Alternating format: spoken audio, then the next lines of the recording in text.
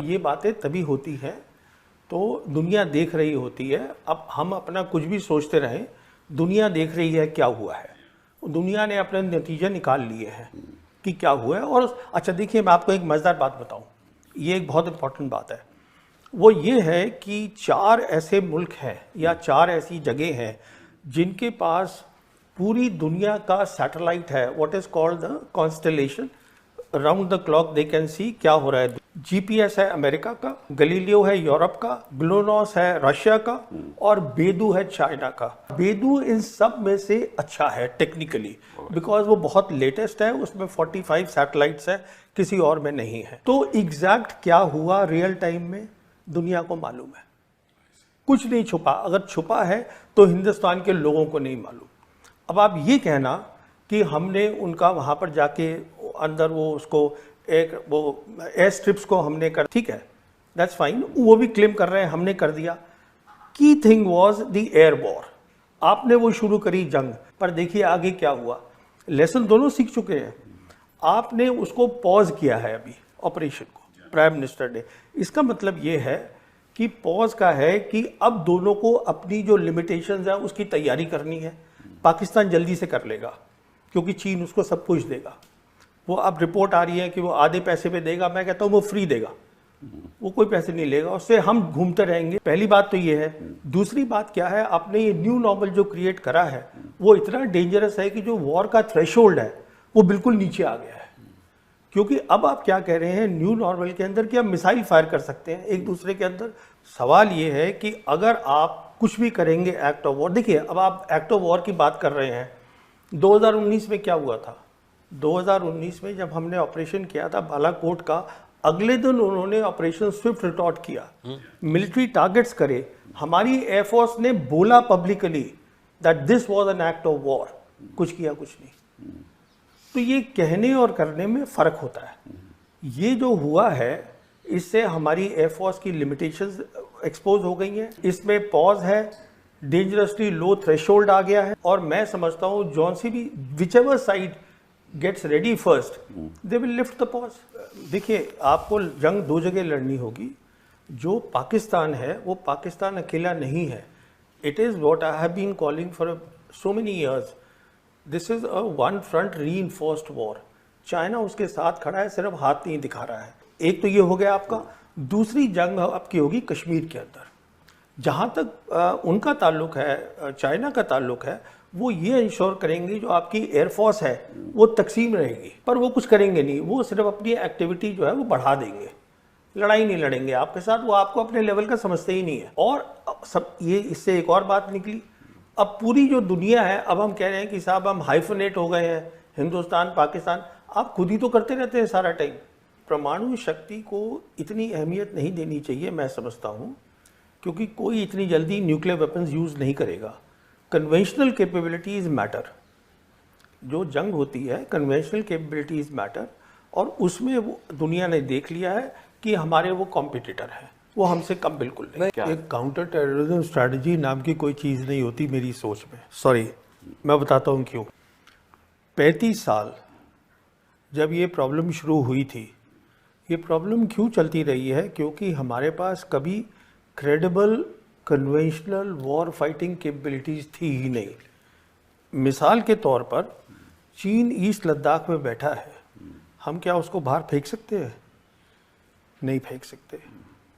जब पाकिस्तान को लगता ही नहीं है कि आपके पास लड़ाई की काबिलियत है तो वो क्या करेगा? और काउंटर टेरर तो आप अपने एरिया में कर रहे हैं ना, यहाँ पे फेंस लगा के आप करते रहिए, 35 साल और करते रहिए। नहीं हो रहा है। मैं यही आपसे अर्ज करना चाहता था। उन्होंने अपना डिफेंस बजट 20% बढ़ा दिया है, चीन उनके साथ है, पाकिस्तान कहीं नहीं जा रहा। ये जब मैं पैदा हुआ था तभी से सुन रहा था कि पाकिस्तान जो है वो टूटने वाला है। पाकिस्तान मेरे हिसाब से आज जियोपॉलिटिकल प्रोफाइल पाकिस्तान का बढ़ गया है। मेरे हिसाब से आज चीन साउथ एशिया पे छा गया है। अगर वो छा गया है, उनका इस्लामिक पार्टनर इसमें पाकिस्तान है। पाकिस्तान है जो कि अरब और मुस्लिम कंट्रीज़ के साथ बहुत कुछ कर सकता है। मैं ये बात बिल्कुल मानता हूँ और पाकिस्तानी भी मानते हैं। उनकी गवर्नेंस में प्रॉब्लम है, there is no doubt about it. और मैं एक और आपसे ये बात कहूँ कि उनकी तैयारी हमसे पहले होगी और मेरे हिसाब से they will be ready much faster ये पॉज हटाने के लिए। तो मैं समझता हूँ आप ये मान के चलिए कि after 1 year we are heading for a big trouble. ये इतना आसान काम नहीं है जो हमने किया है, ये ऑपरेशन सिंदूर, कि हम घुस के मारेंगे, घर में घुस के मारेंगे। You expose completely the limitations of the air force, जो आपकी मेन फोर्स है। आपने 2019 में की, आपने अब करी, तो अब आपके पास कहाँ जाएंगे आप सामान लेने के लिए? वो जल्दी से तैयारी करेगा, वो पाकिस्तान कहीं नहीं जा रहा है। मेन बात बहुत सीधी सी है, we need peace, peace for development, peace for deterrence building, peace for war fighting capability. आज पाकिस्तान का प्राइम मिनिस्टर 2 बार बोल चुका है कि आप सीज फायर की बात करिए और हमसे 3 मसलों पे बात करिए, Kashmir, water and the third they are talking of is what is the third one, they are talking of 3 things कि उस पे हम बैठ के बात, trade they want to talk.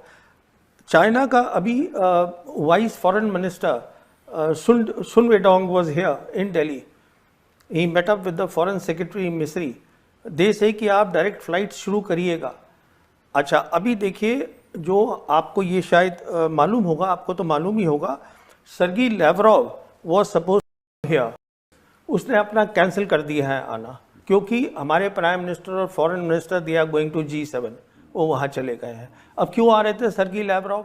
We need Sergey Lavrov, we need Sergey Lavrov because not only हमें S-400 चाहिए, हमें S-500 चाहिए। पूछिए क्यों? वो इसलिए चाहिए क्योंकि चाइना हाइपरसोनिक मिसाइल्स देगा पाकिस्तान को, जिसको हम बोलते हैं DF-17 with the hypersonic glide vehicles, they will give it to them. उसका हमारे पास कोई हल नहीं है। वो आप देख लीजिए क्या हो रहा है ईरान और इजराइल के बीच में। What I am saying is कि ये ना एक टेंडेंसी है टू से कि हमारा जो एडवर्सरी है वो हमसे कमज़ोर है, उसको अंडर एस्टिमेट करना। वो कमज़ोर नहीं है बिल्कुल, और ना वो इम्प्लोड हो रहा है, कुछ नहीं हो रहा है। अगर खतरा है तो आपको खतरा है। हम ग्लोबल साउथ कंट्री है, we are a global south country, हमें पीस चाहिए। हमारे 80 करोड़ लोग जो हैं वो गरीब हैं, उनके पास चाइना से बात करिए, पाकिस्तान से, चाइना से क्यों नहीं बात करते हैं? क्या प्रॉब्लम है हमारी चाइना से? हमारी मेन प्रॉब्लम चाइना ये है जो अमेरिका की है कि we cannot digest, we cannot accept a successful China. हमारी मेन प्रॉब्लम चाइना से ये है, एक कामयाब मुल्क है जिसको हम एक्सेप्ट नहीं कर रहे हैं। देखिए, एक मिनट में, let me just finish this point. If you see the 36 dynasties of China, एक को छोड़ के all the dynasties they built and rebuilt the great wall of China. देखिए, कश्मीर की आप जो भी कह लीजिए कि यह हमारा हो गया, कश्मीर जो ओरिजिनल कश्मीर है उस पर आज चाइना भी बैठा हुआ है, पाकिस्तान भी बैठा हुआ है। ये भी हकीकत है कि यूएन में 1948 रेजोल्यूशन था, वो भी एक हकीकत है। उसका मायना ये है कि जो उनका डिफेंस मिनिस्टर है पाकिस्तान का, ख्वाजा आसिफ, उसने 4 दिन पहले बयान दिया है, ये सुनिएगा इस बात को। 4 दिन पहले उसने ये कहा है कि हम लाइन ऑफ कंट्रोल को अब सीज फायर लाइन बोलना चाहते हैं।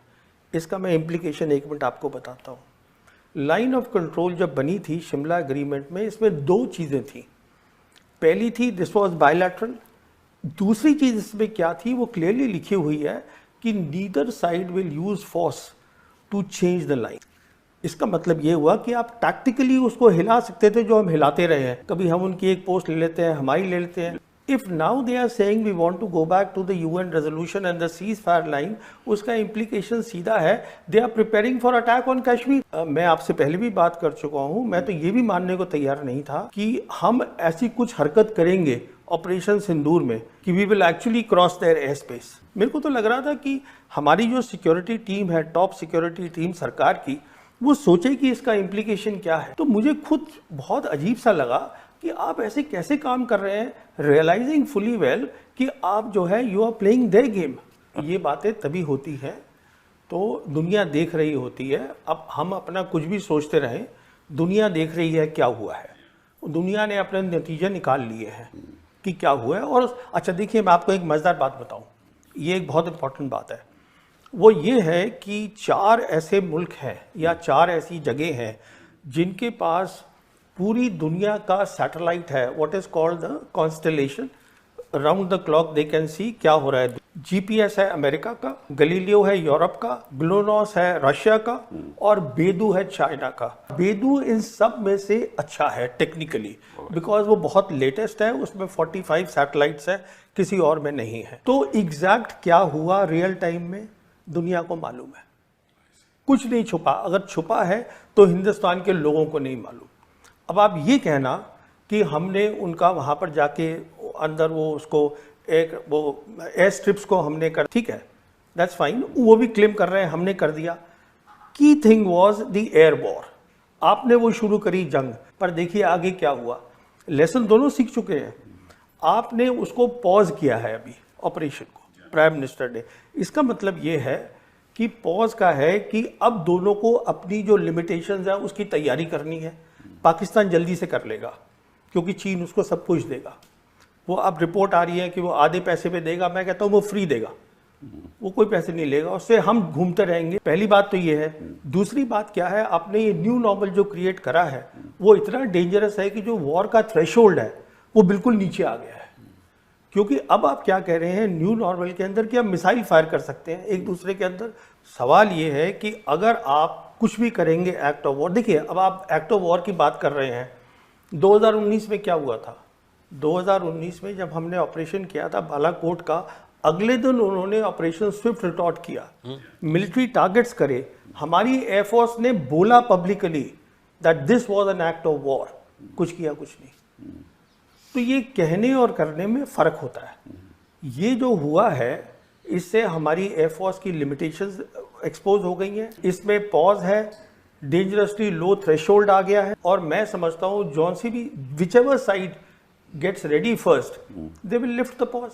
देखिए आपको जंग 2 जगह लड़नी होगी। जो पाकिस्तान है वो पाकिस्तान अकेला नहीं है। It is what I have been calling for so many years, this is a one front reinforced war. China उसके साथ खड़ा है, सिर्फ हाथ नहीं दिखा रहा है। एक तो ये हो गया आपका।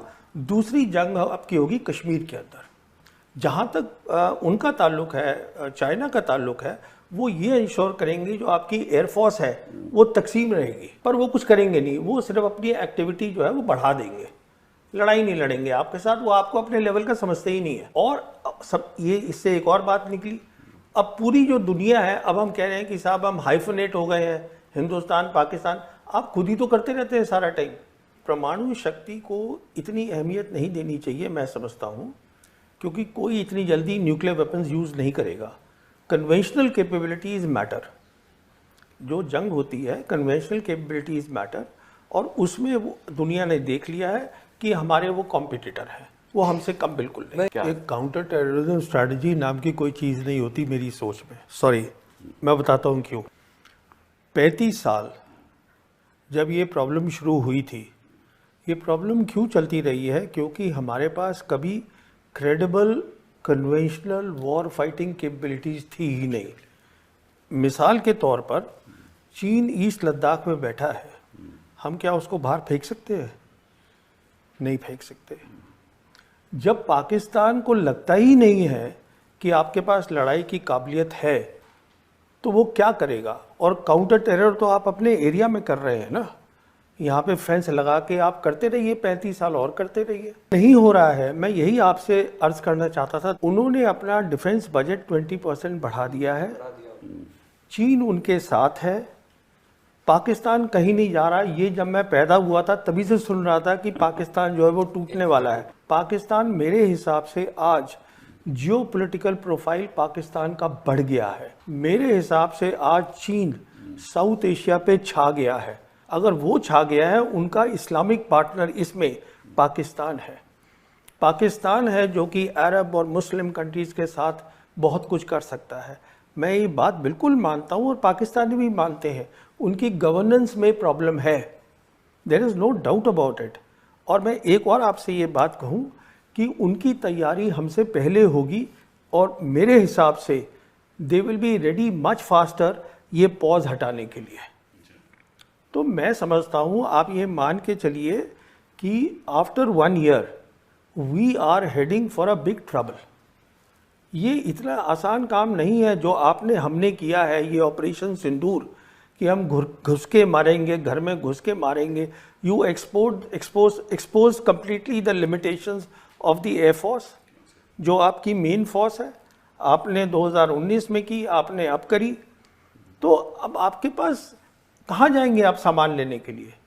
वो जल्दी से तैयारी करेगा, वो पाकिस्तान कहीं नहीं जा रहा है। मेन बात बहुत सीधी सी है, we need peace, peace for development, peace for deterrence building, peace for war fighting capability. आज पाकिस्तान का प्राइम मिनिस्टर 2 बार बोल चुका है कि आप सीज फायर की बात करिए और हमसे 3 मसलों पे बात करिए, Kashmir, water and the third they are talking of is what is the third one, they are talking of 3 things, कि उस पे हम बैठ के बात, trade they want to talk. China का अभी vice foreign minister Sun Weidong was here in Delhi, he met up with the foreign secretary Misri, they से कि आप डायरेक्ट फ्लाइट शुरू करिएगा। अच्छा, अभी देखिए, जो आपको ये शायद मालूम होगा, आपको तो मालूम ही होगा, Sergei Lavrov was suppose here, उसने अपना कैंसिल कर दिया है आना, क्योंकि हमारे प्राइम मिनिस्टर और foreign minister they are going to G7, वो वहाँ चले गए हैं। अब क्यों आ रहे थे Sergey Lavrov? We need Sergey Lavrov, we need Sergey Lavrov because not only हमें S-400 चाहिए, हमें S-500 चाहिए। पूछिए क्यों? वो इसलिए चाहिए क्योंकि चाइना हाइपरसोनिक मिसाइल्स देगा पाकिस्तान को, जिसको हम बोलते हैं DF-17 with the hypersonic glide vehicles, they will give it to them. उसका हमारे पास कोई हल नहीं है। वो आप देख लीजिए क्या हो रहा है ईरान और इजराइल के बीच में। What I am saying is कि ये ना एक टेंडेंसी है टू से कि हमारा जो एडवर्सरी है वो हमसे कमज़ोर है, उसको अंडर एस्टिमेट करना। वो कमज़ोर नहीं है बिल्कुल, और ना वो इम्प्लोड हो रहा है, कुछ नहीं हो रहा है। अगर खतरा है तो आपको खतरा है। हम ग्लोबल साउथ कंट्री है, we are a global south country. हमें पीस चाहिए। हमारे 80 करोड़ लोग जो हैं वो गरीब हैं, उनके पास खाना। चाइना से बात करिए, पाकिस्तान से, चाइना से क्यों नहीं बात करते हैं? क्या प्रॉब्लम है हमारी चाइना से? हमारी मेन प्रॉब्लम चाइना ये है जो अमेरिका की है कि we cannot digest, we cannot accept a successful China. हमारी मेन प्रॉब्लम चाइना से ये है, एक कामयाब मुल्क है जिसको हम एक्सेप्ट नहीं कर रहे हैं। देखिए, एक मिनट, मैं let me just finish this point. If you see the 36 dynasties of China, एक को छोड़ के all the dynasties they built and rebuilt the great wall of China. देखिए, कश्मीर की आप जो भी कह लीजिए कि यह हमारा हो गया, कश्मीर जो ओरिजिनल कश्मीर है उस पर आज चाइना भी बैठा हुआ है, पाकिस्तान भी बैठा हुआ है। ये भी हकीकत है कि यूएन में 1948 रेजोल्यूशन था, वो भी एक हकीकत है। उसका मायना ये है कि जो उनका डिफेंस मिनिस्टर है पाकिस्तान का, ख्वाजा आसिफ, उसने 4 दिन पहले बयान दिया है, ये सुनिएगा इस बात को।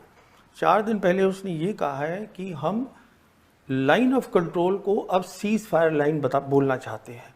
इसका मैं इम्प्लीकेशन 1 मिनट आपको बताता हूँ। लाइन ऑफ कंट्रोल जब बनी थी शिमला एग्रीमेंट में, इसमें 2 चीज़ें थी। पहली थी दिस वाज बायलैटरल, दूसरी चीज़ इसमें क्या थी वो क्लियरली लिखी हुई है कि neither side will use force to change the line.